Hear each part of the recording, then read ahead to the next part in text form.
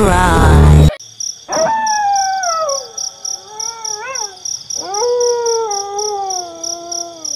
Jadi bagaimana, Pak?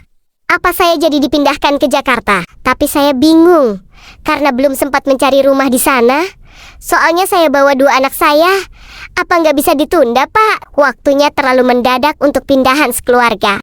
Kalau soal rumah gampang, saya sudah mencarikan rumah di tengah kota Jakarta untuk kalian tempati. Tentu saja harga sewanya sangat murah, tapi rumahnya sangat luas dan fasilitasnya lengkap. Kamu tinggal bawa baju saja. Baik kalau begitu. Terima kasih banyak, Pak. Saya sangat menghargai bantuannya. Aduh, bingung banget. Gimana ya? Pindah kota? Bukan urusan gampang.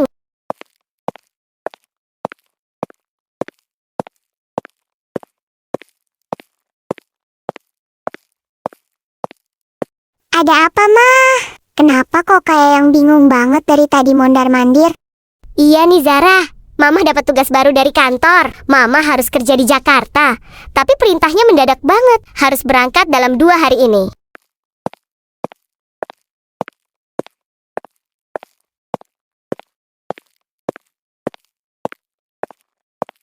Kalian gimana? Mau ikut Mama atau tetap di sini? Kalau kalian pilih tinggal di sini untuk sementara, paling Mama cuma bisa pulang sebulan sekali buat nengokin kalian. Gimana menurut kalian? Aku mau ikut aja, Mah. Aku takut kalau cuma berdua sama Ziva di rumah gede begini. Lagian Jakarta seru kan? Aku mau ikut pokoknya. Iya, Mah.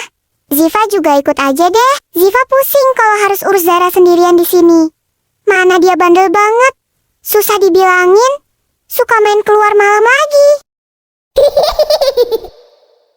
Ih, apa sih Ziva? Sok tahu banget. Siapa juga yang bandel? Ya udah, kalau kalian berdua sepakat mau ikut, mulai siap-siap dari sekarang ya. Jangan menunda-nunda, bawa barang apa aja yang sekiranya penting dan mau kalian bawa. Baju-baju juga jangan lupa dimasukin koper. Oke, Mah.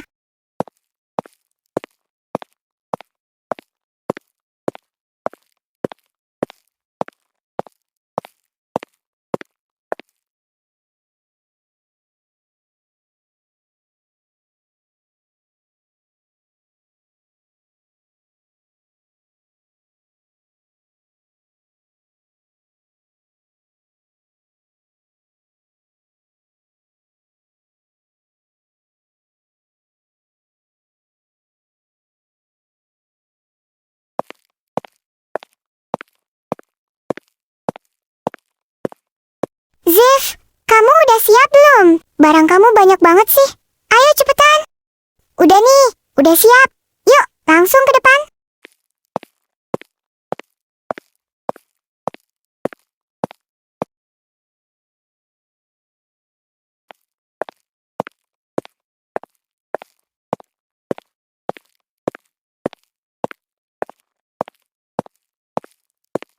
Yuk, Mah. Taksinya udah di depan kayaknya. Oh, kalian udah siap semua? Nggak ada yang ketinggalan kan? Ya udah, yuk kita berangkat sekarang supaya nggak telat ke bandara. Barang-barang kita yang lain. Gimana, Mah? Itu masih banyak banget. Itu nanti ada yang urus. Tenang aja, biar dipaketin aja ke sana sama Bilala nanti sore. Kita bawa yang di koper ini dulu. Oh, oke deh, Mah. Yuk berangkat Jakarta. We are coming.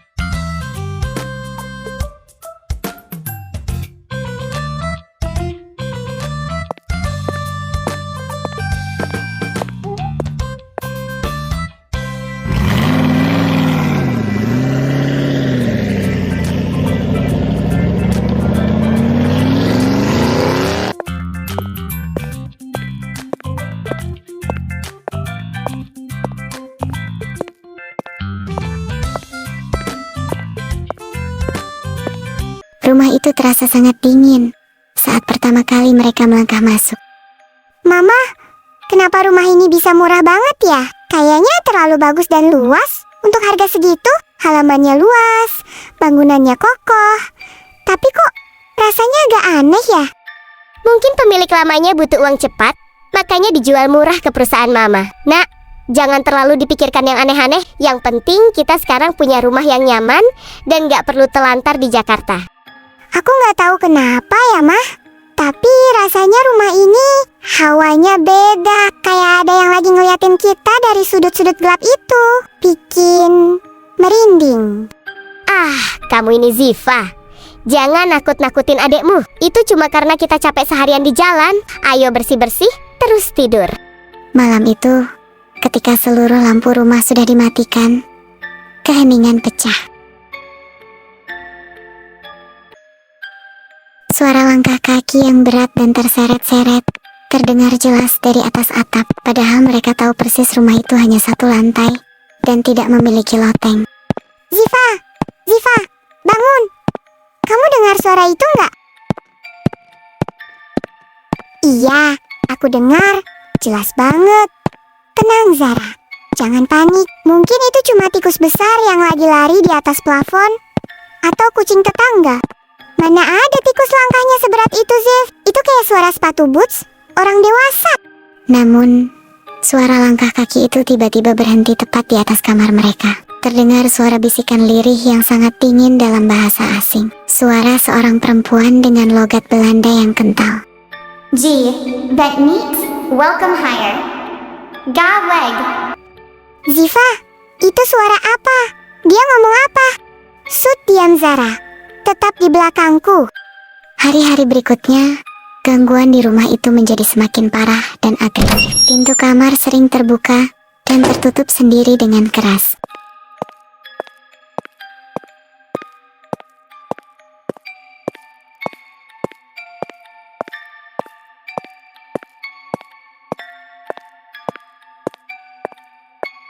Suatu sore, Ziva menemukan cermin di kamar berembun tebal. Dan di atasnya tertulis pesan samar, "Gawek." Setelah dicek di internet, arti kata itu adalah pergilah. Puncaknya terjadi pada suatu malam. Zara terbangun dari tidurnya karena merasakan hawa yang teramat dingin. Saat membuka mata, ia membeku. Sosok wanita bergaun putih panjang yang sudah lusuh dengan wajah pucat pasi berdiri tegak di ujung tempat tidurnya, menatapnya lurus. Mama, tolong!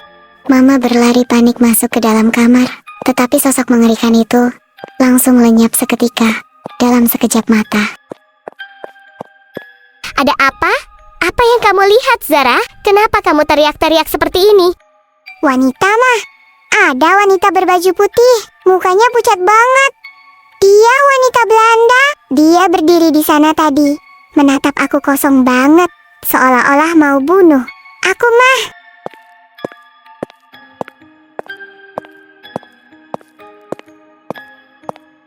Aku juga ngerasa hawanya beda pas masuk kamar ini tadi. Mama, rumah ini nggak beres. Kita nggak bisa diam aja. Mama mencoba menenangkan Zara, tetapi dalam hatinya yang paling dalam, Mama tahu bahwa ada sesuatu yang sangat berbahaya dan jahat yang sedang mengincar mereka di rumah ini. Malam berikutnya, suasana rumah semakin mencekam. Karena terlalu takut untuk tidur di kamar masing-masing, mereka akhirnya berkumpul dan berjaga di ruang tengah yang luas. Mama nggak bisa terus-terusan begini. Setiap malam selalu ada gangguan yang makin aneh. Kemarin baju-baju di lemari berantakan, sekarang Zara yang diteror langsung. Mama takut kalian kenapa? Kenapa di rumah ini? Mama nggak akan maafin diri Mama sendiri kalau terjadi sesuatu sama kalian. Mama, besok kita harus cari tahu sejarah rumah ini ke Pak RT atau warga sekitar sini. Aku yakin banget ada sesuatu yang sengaja disembunyikan oleh pemilik lama atau bahkan oleh bos Mama. Rumah sebagus ini gak mungkin disewakan semurah itu kalau gak ada sejarah berdarah di dalamnya. Aku udah gak mau tahu lagi soal sejarah rumah ini, Ziv. Aku gak mau tinggal di sini lagi. Malam ini juga, kalau bisa kita pergi ke hotel aja, Mah. Aku takut. Aku benar-benar gak kuat kalau harus lihat muka wanita itu lagi. Tenang Zara, lihat aku. Aku ada di sini. Mama juga ada di sini. Kita bertiga bareng-bareng. Kita gak akan biarkan makhluk itu menyakiti kamu. Kita akan hadapi ini sama-sama. Oke? Ziva benar, Zara. Kamu harus kuat. Besok pagi-pagi sekali, Mama akan urus semuanya. Kita akan angkat kaki dari rumah terkutuk ini. Mah, Ziv, suara apa itu? Rumah ini kan nggak punya piano. Suaranya dari ruang tamu. Ayo kita lihat, jangan pisah. Mereka bertiga berjalan perlahan menuju ruang tamu yang remang-remang. Begitu mereka sampai di batas ruangan, alunan musik itu mendadak berhenti. Di sudut ruangan yang gelap, sosok wanita Belanda itu kembali muncul. Kali ini wujudnya terlihat sangat jelas dan mengerikan. Rumah ini, bukan milik kalian. Ini rumahku, kalian akan terjebak di sini bersamaku. Siapa kamu? Tolong pergi dari sini. Jangan pernah berani-berani mengganggu anak-anak saya lagi. Kami tidak punya urusan denganmu. Siapa kamu sebenarnya? Apa yang kamu inginkan dari kami? Kami cuma menyewa rumah ini. Kami tidak tahu apa-apa tentang tempat ini. Aku terkubur di sini. Di bawah tanah tempat kalian berdiri. Jiwaku terikat di rumah ini. Aku tidak bisa pergi kemanapun kalian semua tidak bisa keluar dari sini. Kalian akan bernasib sama denganku dan tinggal bersamaku di bawah sana. Itu bukan salah kami. Kami nggak tahu kalau kamu ada di sini. Kami nggak sengaja datang ke sini. Tolong jangan sakiti kami. Kami mengerti. Kami minta maaf karena sudah mengganggu ketenanganmu. Kami berjanji akan pergi dari sini besok pagi-pagi sekali. Tolong, jangan ganggu kami malam ini. Biarkan kami pergi dengan tenang. Tidak ada yang bisa pergi begitu saya pepin yang sudah datang, masuk, dan menetap di rumah ini. Harus menemaniku di sini selamanya.